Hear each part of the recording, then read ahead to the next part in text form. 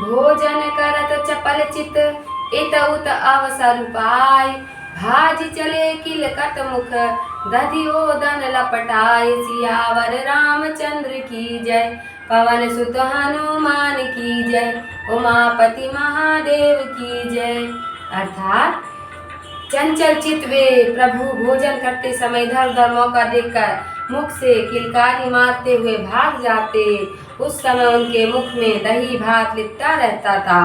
बाल चरित अति सरल सुहाय, शारद शेष शंभु सुति गाय। अर्थात प्रभु के बाल चरित अतिशय सरल और सुहावने हैं, जिन्हें शारदा शेष भगवान एवं महादेव जी और वेद गाते हैं।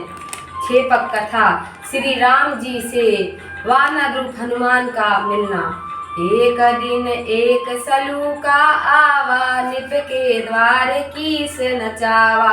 देखी राम ठानी मचलाई, कहे कि मोहि कपई देहु मंगाई। निप मंगाए देन बहु लागे, तदपि न लेत रुदत पुनियागे। अर्थात एक दिन एक बंदर वाले ने आकर राजा के द्वार पर बंदर नचाया।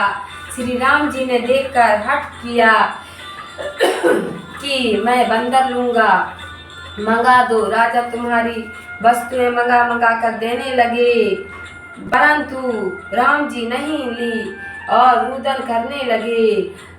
तब वशिष्ठ बोले मुस्काई, सुनहु ने पति आयह अब मन लाई। निप सुग्रीव निकट कपिराई, किस किंधा में रहत सदाई। अर्थात तब वशिष्ठ जी हंसकर बोले कि राजन, अब यह मन लगाकर सुनो। राजा सुग्रीव के निकट एक कपि सदा किष्किंधा में रहता है।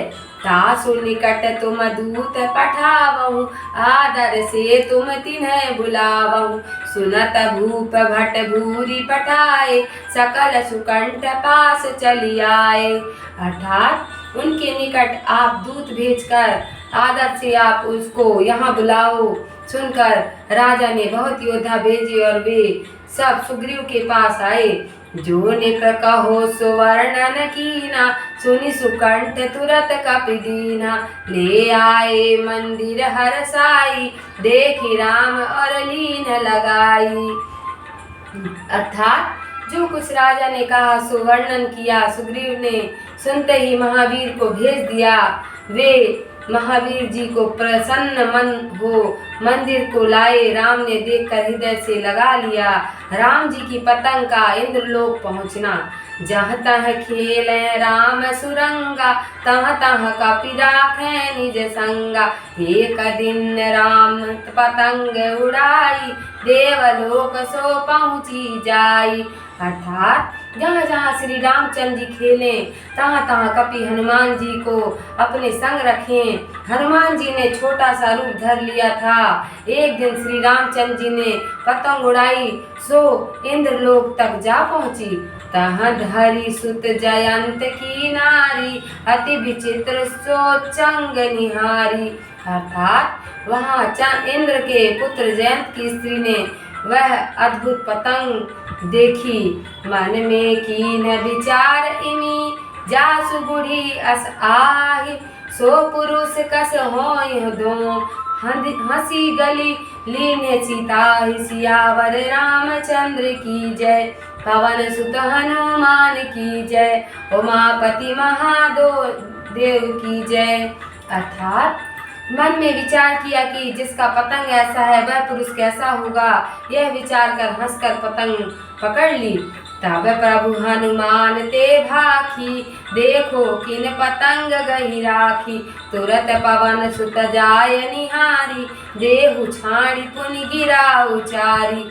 अर्थात तब श्री रामचंद्र जी ने हनुमान से कहा कि देखो पतंग किसने पकड़ी। महावीर जी ने तुरंत जाकर देखा और फिर उस जयंत की स्त्री से कहा पतंग छोड़ दो।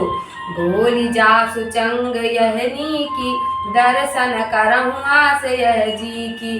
ताहित मैं या को गहेऊ, आए अनिल सुत प्रभु ते कहेऊ। अर्थात जैन की स्त्री ने कहा कि जिसकी यह सुंदर चंग है उसके दर्शन करूंगी, यह मन में इच्छा है, इसी कारण से मैंने इसे पकड़ा है। पवन पुत्र महावीर जी ने आकर प्रभु से उसकी इच्छा कही। सुनी हरि कहो तुम जाई, चित्रकूट महादेव दिखाई। हनुमान चरिता शोभा का, दिहे सिछाणी करी मन अभिलाषा। अर्थात राम जी बोले तुम मुझसे जाकर कहना कि चित्रकूट में हमारे दर्शन होंगे। हनुमान ने उससे जाकर कहा और उस नारी ने मन में दर्शन की इच्छा धारण कर पतंग छोड़ दी। तब रघुनाथ खैंची सोलीनी, निशीघ्र आय बियारू कीनी। अर्थात तब श्री रामचंद्र जी ने वह पतंग खींच ली और रात्रि में घर आकर भोजन किया। विविध चरित रघुनाथ के, को कवि पावै पार। वर्णन कीन सिद्ध मुनि, निज निज मति अनुसार।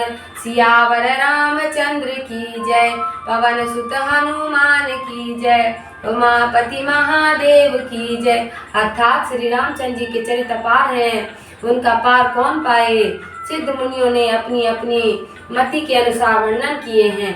एक दिवस एक बानिकावा, बेचन हित नगर निपई दिखावा। ले रघुनाथ कूप में डारा, देव वहे हंसी भूप उचारा। अर्थात एक दिन एक व्यापारी नग बेचने आया, वह राजा को नग दिखाया। उसे देख रामचंद्र जी ने कुएं में डाल दिया। तब राजा ने हंसकर कहा वही लाओ। तुरतई वृक्ष कूपते जामा, लागे लाल अमोलक तामा। हरत झरत पुनि लागत भारी, लय लय जात सकल नर नारी। अर्थात तत्काल कुएं से वृक्ष उत्पन्न हुआ और उसमें अनमोल लाल लगे फल कर गिरने लगे और फिर लगने लगे, नर नारी ले जाने लगी। 7 दिवस भई लूट विशेषी, पुनि सो बिटप परा नहीं देखी। एक दिन एक बधिक चली आवा, अद्भुत पक्षी निपहि दिखावा। अर्थात यह लूट 7 दिन तक चलती रही, फिर वह वृक्ष नहीं दिखाई पड़ा। एक दिन एक व्याध आया और एक अद्भुत पक्षी राजा को दिखाया। देखी राम लय दीन उड़ाई, बोला खग सोई देहु मंगाई। सुनि प्रभुता सुपक्ष महिगारा, भातरु तुरत जमे जल डारा। अर्थात देखकर श्री राम ने उसे उड़ा दिया। उस व्याध ने कहा मैं पक्षी लूंगा। यह सुनकर श्री रामचंद्र जी ने पृथ्वी में उसका पंख गाड़ दिया, उसका तुरंत वृक्ष जमा। लागत फल फूटत तुरत, निकसत बुड़त विहंग। बैठत महलन पर घरन, धावत बालन संग। सियावर रामचंद्र की जय, पवन सुत हनुमान की जय, उमापति महादेव की जय। अर्थात उसमें फल लगने लगे और फूट कर उनसे पक्षी निकल कर उड़ने लगे। वे महलों पर बैठते और बालकों के संग दौड़ने लगे। पुरवासिन पाले सकल, देखे विहंग अनूप। सुनि सुनि तह ले गए, देश देश के भूप। सियावर रामचंद्र की जय, पवन सुत हनुमान की जय, उमापति महादेव की जय। अर्थात सभी पूर्ववासियों ने वे पक्षी पाले और भी देश देश के राजा सुनकर उन पक्षियों को ले गए। एक दिवस एक सूकर आवा, घुर घुराए प्रभु सन्मुख दावा। गही पद पटक्यो भूमि भुजासु, छूटत भयो दिव्य बपुतासु। अर्थात तो एक दिन एक सूकर घुरघुराता श्री रामचंद्र जी के सन्मुख आया। उन्होंने उसका पैर पकड़ पृथ्वी पर दे पटका, तत्काल उसका दिव्य शरीर हो गया। स्तुति कर निज कथा सुनाई, हरि भक्तन नहीं शीस नवाई। निपसे सूकर को तनु पायो, लखि तव दरस भयो मन भायो। अर्थात उसने स्तुति करके अपनी कथा सुनाई कि मैंने हरि भक्तों को सिर नहीं नवाया, इससे राजा के शरीर से सूकर का शरीर पाया। आज आपके दर्शन से कार्य बन गया। एक दिन एक सिंह निधाई, गही ब्राह्मण की शुभ गाई। 5 बाण मारे प्रभु पावन, लगत भयो गंधर्व सुहावन। अर्थात एक दिन एक शेर ने दौड़कर एक ब्राह्मण की सुंदर गाय पकड़ी। तब श्री रामचंद्र जी ने उसको पवित्र 5 बाण मारे। उन बाणों के लगते ही वह सुंदर गंधर्व हो गया। पाए रूप निज कथा सुनाई, नारद हास्य देह अस पाई। प्रभु के दरस मिटे दुख भारे, कही अस गयो लोक निज मारे। अर्थात अपना रूप पाकर उसने अपनी कथा सुनाई कि मैं गंधर्व था, मैंने नारद जी की हंसी की थी, उनके साथ से यह देह पाई, आपके दर्शन से दुख मिट गए। ऐसा कहकर वह अपने लोक को गया। रावण द्वारा बालक राम को मारने के प्रयास। एक दिवस प्रभु सरयू माही, अनुज सखन युत मुदित नहाई। असुर एक रावण कर प्रेरा, मगर रूप धरि मुख में गेरा। अर्थात एक दिन प्रभु सरयू में अनुज सखाओं सहित प्रसन्नता से स्नान करते थे कि उसी समय रावण का भेजा एक राक्षस मगर रूप धारण उन्हें निगल गया। निकसे सपदिता ही प्रभु मारी, सुनिपुर जन सब भये सुखारी। एक दिन सखन सहित रघुबीरा, खेलत भय सरयू के तीरा। अर्थात प्रभु उसे मारकर शीघ्र निकल आए, यह सुनकर सब पुरवासी सुखी हुए। एक दिन सखाओं सहित श्री रामचंद्र जी सरयू के किनारे खेल रहे थे। विहंग रूप धरि रावण आया, घात पाय सट चाहत उठावा। जानी राम बिनु फर सर मारा, गिरा जाए निज लंक मझारा। अर्थात उसी समय पक्षी का रूप धरकर रावण आया और वह दुष्ट घात पाकर श्री रामचंद्र जी को उठाना चाहा कि श्री रामचंद्र जी ने यह जान बिना फर का बाण मारा, जिससे रावण अपनी लंका में जाकर गिरा। 7 दिवस पर मूर्छा जागी, समझी प्रताप लाज उर लागी।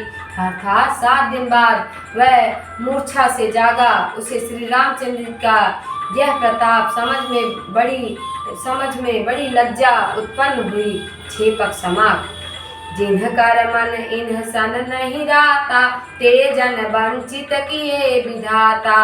अर्थात जिनका मन प्रभु के इन चरित्रों में नहीं लगा, उन पुरुषों को विधाता ने मानो जगत में ठग लिया है।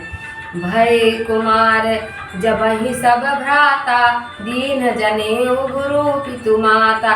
गुरु ग्रह गए पढ़न रघुराई, अलप काल विद्या सब आई।